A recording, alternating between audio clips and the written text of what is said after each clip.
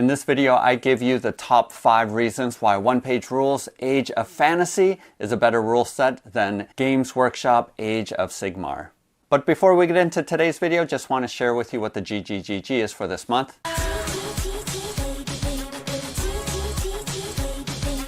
Each month, Bob the Beholder picks some of my Patreon supporters to receive gratitude gifts.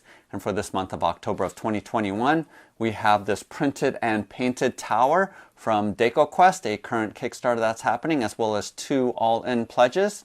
We have this dice tower from Mythic Roll, as well as this printed and painted dice box, in addition to 2 of their all-in pledges for their current Kickstarter, and also a full demo kit of these adventure terrain from Monster, which is also currently on Kickstarter. Make sure to check out my Patreon link below if you want to see all of the details, in addition to more that might be added before the end of the month. So previously I did a couple other videos, so make sure to check them out here.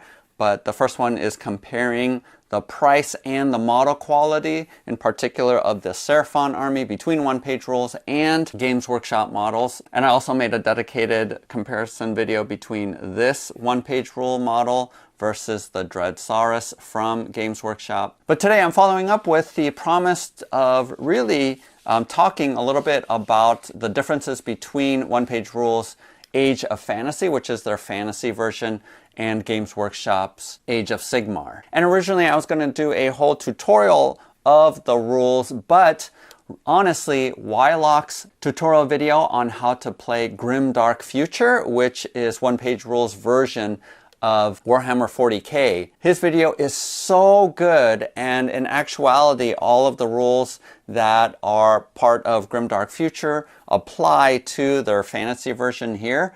And it is so well done that I would encourage you to go check out that how to play video if you haven't seen it yet. He also has a ton of playthroughs and battle reports, so make sure to check that out. So if you want to get a sense of how the game plays, make sure to check out his channel. Also, you're going to know right away that One Page Rules system is going to be a lot quicker and simpler. And I do know that for some people, they are looking for more crunch and a lot more complexity because they like micromanaging all the aspects of their armies. And if that's the case, you're probably going to like Games Workshop rule system better. But for someone like me who wants more quick games, I don't want to spend 3.5, 4 hours on one battle, but would rather play multiple battles that take about an hour each. So this is sort of personal taste, obviously, but these are my 5 reasons why I so much prefer One Page Rules over Games Workshop. And also, to be fair, I do like Games Workshop games, a number of other games, and I have posted about them before. Check out my video playlist if you want to see some of those reviews. But overall, particularly for their flagship game, Warhammer 40k and then Age of Sigmar, I did seriously consider getting into Age of Sigmar, but again, I have multiple videos that talk about why I decided not to do that. But One Page Rules really fits sort of the game style that I am looking for. So knowing that, let's go ahead and look at the top 5. I am going to order them based off of the least important first, all the way to my most important reason why I like One Page Rules over Games Workshop. So the very first one is that there are solo rules available for One Page Rules. Are you ready to play? Yeah, just let me set up here.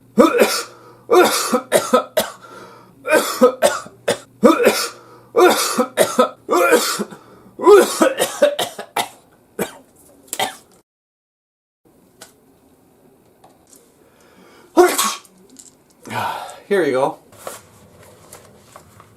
Especially during this time of COVID-19, I have played a number of solo games. I normally don't actually play solo games, so I'm not looking for solo rules, but it was nice that with One Page Rules, you do get solo rules so that you can play, and you're not having to play 2 different armies. Now, I think honestly that the AI obviously isn't going to be as strategic as a person. So after I learned the rules, I did play solo, just playing 2 armies where I was playing both sides, because obviously an AI system won't be the most strategic. But I do like the fact that I was able to start off because I didn't have to know all of the different aspects of the other army while I was getting to know my army. So having that as an option, I think, is a great thing. And I do know online there's a number of battle reports of people playing this game solo. So that is great that that's one of the options that you have. Number 4 is that there is no additional wound roll in one-page rules. Okay, I hit on force and up. Woohoo! I got hits. Okay, roll again to wound. What do you mean roll again to wound? I just hit you. No, from your hits you roll again to wound. That's dumb. That means I gotta hit you twice. Why do you do that? Because combat would be too simple and too quick. Okay. Alright, my wound roll, I need 4s again to hit. Okay, so now I roll to save. Ha! No hits! What the? And in fact, you don't have a 2 wound characteristic that's different from the 2 hit. One-page rules is relatively simple in the sense that it only has really 2 main stats that you are rolling against. And so that, again, makes gameplay a lot quicker. And honestly, the reason why I don't like the wound roll is because it really does lessen the number of hits that you're going to get off. By adding that additional roll, you are having the possibility of hitting because of that secondary roll. So again, you know, that's approximate because it depends on your 2 hit value or your 2 wound value. But I do like the simplified system because with Games Workshop, I do feel like it's really hard to kill things off. Even when you have, you know, I have my blowpipes here, 20 of them, it's discouraging when you might only get 1 hit during your turn. So I would much rather have more of an impact each round where you feel like you're actually doing something. So that's why I like the fact that there is just a 2-hit roll that you are rolling with one-page rules and then a defense roll, and that's it. So that makes gameplay with one-page rules a lot more deadly, but I like that because you feel like you're actually doing something, you're accomplishing a lot during your turn. Number 3 is that there are no stratagems and army building is a lot more simple with one-page rules. Okay, so how do I build my Seraphon army? Okay, so the first thing you need to do is pick between the Starborn or the Coalesced army. What's the difference? So with Starborn, you get better mobility, but they aren't as tough. You can choose between 2 sub-factions, the Dracodian's Tail. They let you teleport reserve units in, or Fangs of Sotek, which gives you additional command abilities. Coalesced is the other army type and has sub-factions of Kotal's Claw, which gives you more powerful source units, or Thunder Lizard, which gives you Bastiladons, another shoot action, among other things that you get. Also, in addition to the normal command abilities that's available to all of the armies, you can choose faction-specific stratagems. In your case with Seraphon, you have Contemplations of the Ancient Ones and the Hunter Steed. Starborn. Oh, never mind. When I was exploring building my Seraphon army for Age of Sigmar, I was just overwhelmed at the number of choices that I had to make to even just start off with an army. I know for some people having a lot of choices is really cool, especially if they know the system really well. But the fact that it's so many options for the Seraphon and all of the other armies, it's just hard to know and keep track of what abilities other armies have. You know, when you are min-maxing all of the abilities and trying to find the optimal choices that you have to make, but then also needing to know with your opponent what choices that they have and adjusting your strategy and army list based off of that. I mean, it's just too much. I do enjoy army building, but only like at the first level. I don't want to have a million choices in front of me. Even when I was exploring this, I just threw up on my Patreon page, hey, someone else who plays this, can you just send me a starting army list? Because it was just overwhelming the number of choices that I had to make.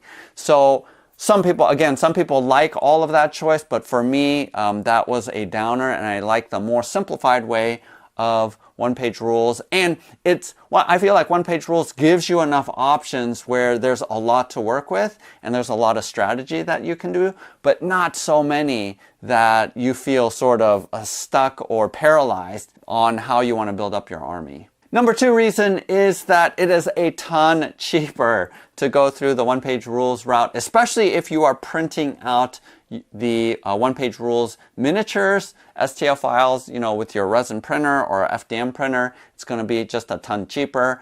Again, I'm not going to say too much about this because I did dedicate that whole video on how much cheaper it is and a direct comparison with the models. But with this army here, I am saving at least $700 by using the one-page rules miniatures rather than the Games Workshop ones. So you're going to save a significant amount of money. Not only with the miniatures, but obviously with the whole revamp of army books that you have to buy and upgrades and times where entire units and strategy is changed because they change the stats. So you're not dealing with any of that stuff. So that continuous sort of cycling through different army books and army lists, buying the General's Handbook every year, all that kinds of stuff you're not going to encounter with one-page rules. And then finally, my number one reason why one-page rules is better than Games Workshop rules is because one-page rules has alternating unit activation. Okay, so let's go ahead and roll off to see who has initiative. All right, I go first. Okay, so I'm going to go ahead and move this unit over here. And then now I'm going to move this unit over here. Wait a second, you just moved 2 units. Well, yeah, I get to move my entire army. What? Moments later. So I'm going to deep strike my hot but crazy X to your Dreadsaurus and hit him with Come Back to Me Baby, which forces him to actually fight on my side. Dagnammit. 1 hour later. Now I'm sending my lawyers in, slapping you with a cease and desist order. Yeah, whatever. Tell me when you're done. 2 hours later. Here's my marketing department promising Curse City, but pulling the plug on it. Roll for depression. Yeah, go ahead and roll for me. I'm finishing up my dissertation. Many unbearable hours later. And finally, I'm moving my fanboys across here to create a wall so that you aren't able to charge me. Go ahead, now it's your turn. I just am dumbfounded with why GW still holds on to one side activating their entire army first and then the other side going. And then in Age of Sigmar, it's even worse because there is a chance for an army to go twice. When you roll off for initiative, there's a chance that one army will actually, after finishing up going second in the last round, they might go again, which is just insane to me. That's just crazy. And one of the big complaints I know with Warhammer 40K is that the person who goes first can wipe out especially large units like this before you even get a chance to activate. So I just don't know why Games Workshop doesn't take away that one thing and have just one side activating one unit and the other side activating another unit. Almost no other system that I know of has entire armies activating at one time. That to me is the biggest downfall. In fact, when 40K 9th edition came out, I was eagerly waiting to see if they had changed that rule. And if they had, I would have gotten into 40K.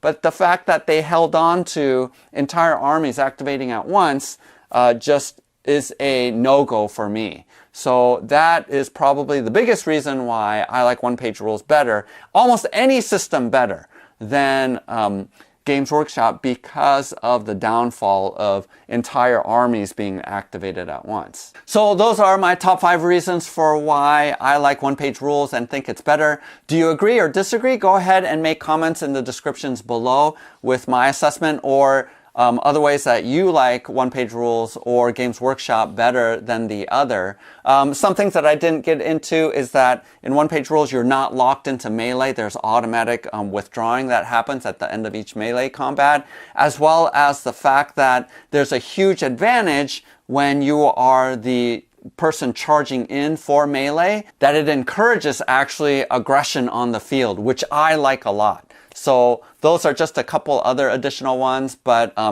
go ahead and just mention below what are the aspects that you like or dislike. Do you disagree with me? Do you like Games Workshop better? So just make comments in the descriptions below. Again, please like and subscribe to my channel if you're interested in more videos about game comparisons as well as how to paint and the hobby aspect of it. Happy hobbying, happy gaming.